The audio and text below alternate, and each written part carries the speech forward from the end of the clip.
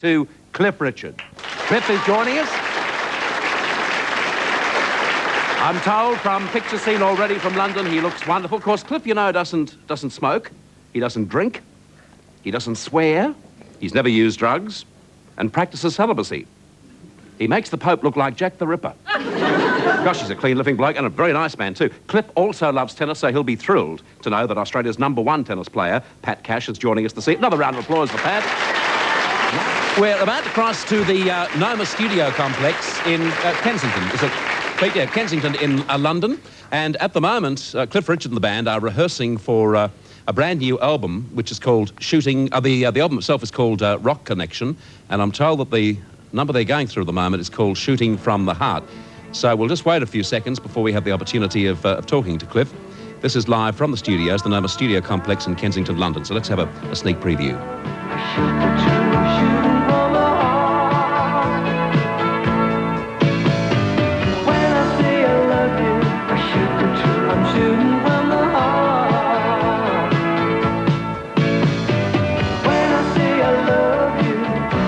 I'm shooting from the... Hold it. I don't want to go any further than that because it's very difficult. The ending's really difficult. I haven't worked it out with the BVs. Cliff. So, yeah. Are you it's Bert Newton in Australia. Oh, Bert, hi. Welcome to the show. Thank you very much.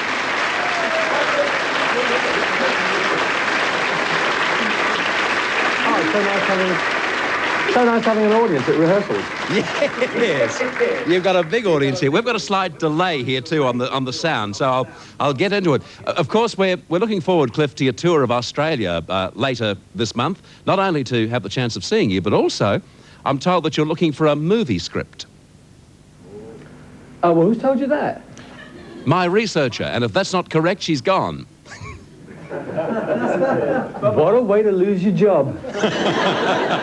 You're not looking for a movie script to make here in Australia? No, not particularly. Although, I mean, I have said in the past that if a movie script came along and it was really good, what a great place Australia would be to film it in. How long is it since you made a movie?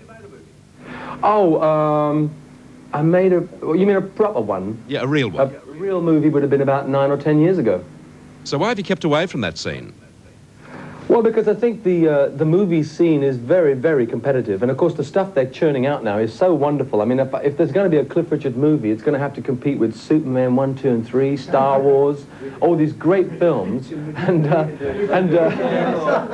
well, I mean, I know I have the hunky looks and all that, but, you know, it's got to be as good as that.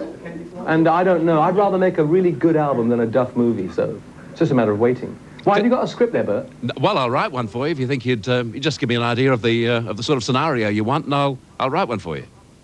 Well, I thought there should be sort of an affair between someone like a pop singer and some researchist. Yes, it sounds good. And you love our researchers too. Well, you're talking about movies, Star Wars and big shows like that, which are rather hard to compete with. But you had your own live spectacular when you got together, I think it was only the second time in 16 years, when you got back with the Shadows earlier this year. That must have been a real buzz.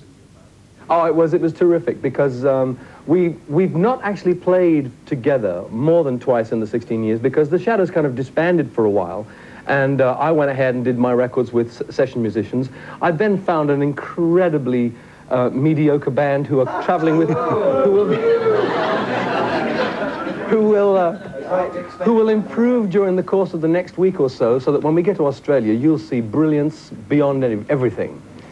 Because I'll be picking up an Australian band. Are those corks especially for us, Cliff, are they?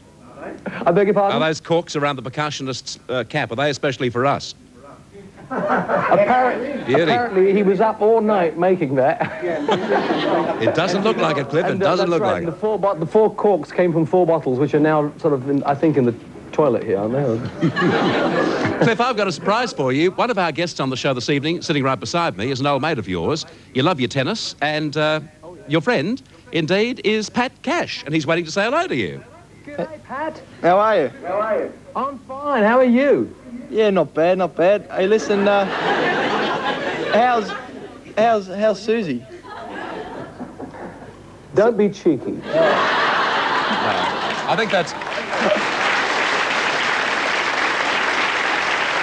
Yes, if I may, I want to apologise for that. I particularly asked Pat before the interview not to mention Sue. I think that really is one over. I mean, you shouldn't have done that, Pat. That's embarrassing the man. On a more serious note, Cliff, how is Sue? Actually, Sue will be thrilled that she got mentioned. She's a great fan of Pat. She always said to me, well, a couple of years back, she said, you know, there's a young Australian player coming up who's going to be really in top-class tennis. And I think her words were, he has everything. Because, I mean, in tennis, it's become it's another whole ball game now, if you pardon the phrase. I mean, tennis now is building people who are public images, and I must admit, as a fan of tennis, I mean, Pat knows that I came to Adelaide a couple of days early last year to watch the Davis Cup, where, in fact, I'm afraid they beat us, but, I mean, I've been a fan of good tennis players, and Pat's one of those exciting players to watch, as is John Lloyd, which the match that they played, I know they don't like it going to 5 sets, but I loved it, because it just prolonged the time that we could watch really great tennis. And also, Pat, I don't know if you realize, you've got a great write-up this year. I know that you got beaten by America in the Davis Cup, but, you know, listen, we got beaten by just about everybody. So, don't worry about that. But you got a great write-up because at the last, although the rubber was dead, apparently you played a fantastic game, and you won the last one. So, I mean, I personally, knowing a little bit about tennis now, I know that dead rubbers usually lead to nothing. But it's great that you sort of stuck with it, because you're entertainers now. I find it really, really entertaining to watch great tennis. Even if it's a dead rubber, I still think that it's got to be exciting. And people like you make it exciting. And also, he beat Jimmy Connors. I know, well, it does count a little, doesn't it? Of course it does. Haven't you set up a Cliff Richard charity tournament? Yes, Sue and I had the idea a couple of years back, and we did it last year for the first time. We did a pro-celebrity tournament around about Christmas time, which was like mixed doubles, and we got 4 really the top British girls, Anne Hobbs, Jo Jury, Sue Barker, and the captain of Whiteman Cup, plus myself, Hank Marvin, a DJ from here, very well-known DJ called Mike Reed, and a very well-known actor called Trevor Eve. And we're going to do it again this year. Not the same cast completely, but the same idea. And if it takes off, then we'll do it annually, mainly because British tennis has had a bit of a slump. And a lot of it's to do with facilities and money. So we felt that if we could sort of plow a grant into, say, 6 little 10-year-olds this year, then in 5 or 6 years' time, we could see them qualifying at Wimbledon. And Pat Cash, better look out. Cliff, we've got something which we want to show the audience here in Australia. Unfortunately, you can't see it, but it's a photograph of Elvis Presley from one of his record covers, and then we do a montage through to a shot of you in one of your early albums, and the likeness is quite amazing. I just want the audience to see this. There it's through to you, and it really is. It's an amazing thing.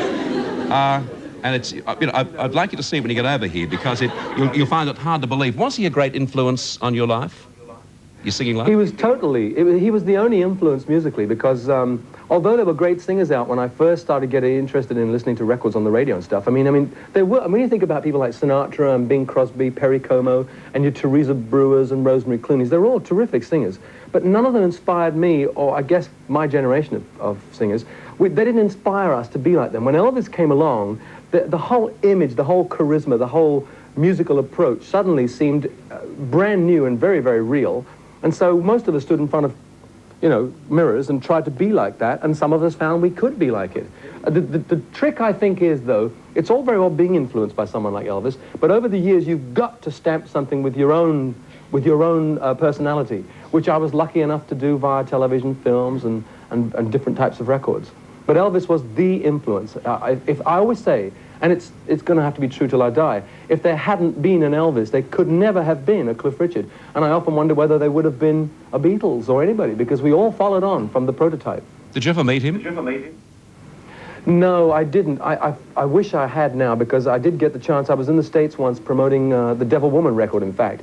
And one of the journalists I met was an acquaintance of Elvis, and he said, if I can arrange it, would you like to meet Elvis? And I thought for a while. Elvis was going through a period of being very ill. He'd put on an incredible amount of weight. And my memories of Elvis, you see, are intact, because I didn't meet him. But I chose at that point not to meet him, because I just assumed he'd get his act cleaned up, and I could meet him when he looked more like the Elvis that I really admired and loved. But I think the mistake was mine. I should have met him anyway. I must admit, in spite of my memories being intact, I think I would rather be able to say I met him, but I'm afraid I can't.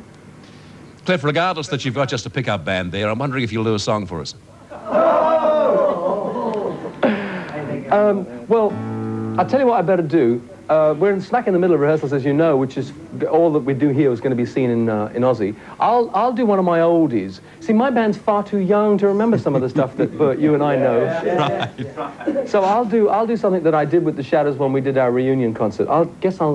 Don't be upset, fellas. I'll be right back. I'm just going to move to these mics. Let's hear it for Cliff Richard, ladies and gentlemen.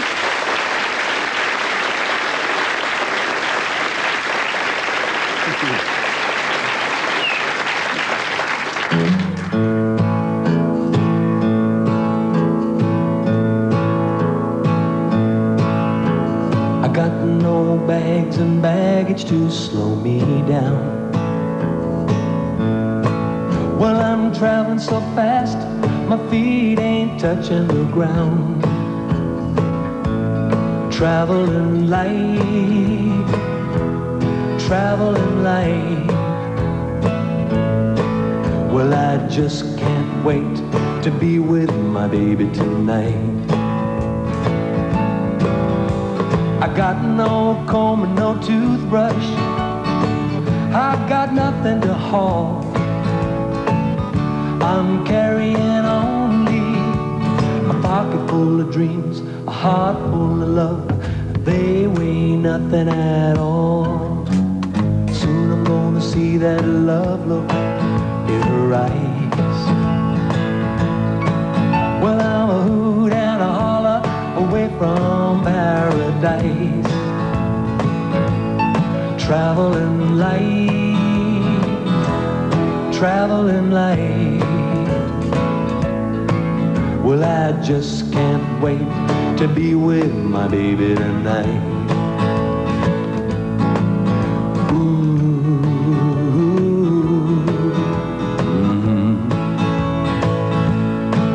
Well, here I am, and I'm traveling light.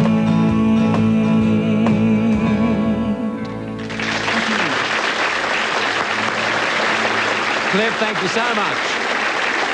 My pleasure, Bert. Thank you very much. Oh, good luck, Pat. Brisbane first. He said good luck to you, Pat. Oh, thanks very much. Yeah, you too. Good luck to you, Cliff, and we'll see you over here in Australia. Soon, Thanks, really David. soon. Cliff Richard there in London, and here's news of the tour dates for Cliff. He's in Perth on October the 25th. Bookings now open. Brisbane, November the 5th. Sydney, November the 9th. Melbourne, November the 14th. And Adelaide, November the 18th. A delightful man, Cliff Richard. And incidentally, if you're wondering exactly how you could get a full group sound with his group not playing there, our own boys in the band from all those thousands of miles away were able to back him. So good luck to the boys too. Nice to talk to Cliff Richard, one of the really nice men in this industry. Following this break, we have Lord Lou Grade and the jockey Bob Champion to talk about the movie Champions. We'll see you then. Thank you, Cliff.